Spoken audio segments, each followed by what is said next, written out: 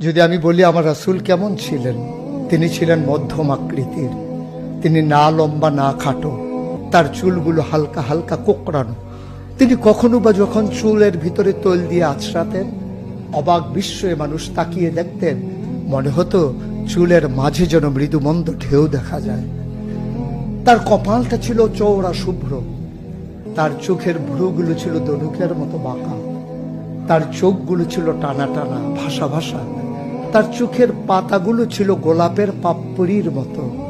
তিনি কখনো বা যখন চোখের পলক ফেলতেন, অবাক বিস্ময়ে মানুষ তাকিয়ে দেখতেন, মনে হতো মৃদুমন্দ বাতাসে গোলাপ পাপড়ি দোল খাচ্ছে। তার চোখের সাদা অংশ ছিল রক্তিমাভ সাদা, কালো অংশ ছিল তার কৃষ্ণ কালো।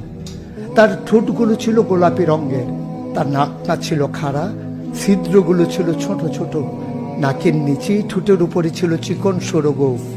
তিনি কখনো বা যখন মুচকি হাসতেন, তার গোলাপি রঙের ঠোঁট দুটো যখন একটু ফাঁক হয়ে যেত আর দাঁতগুলো যখন বের হয়ে যেত, মানুষ অবাক বিস্ময়ে খুঁজত কোথাও যেন বিজলি চমকিয়েছে।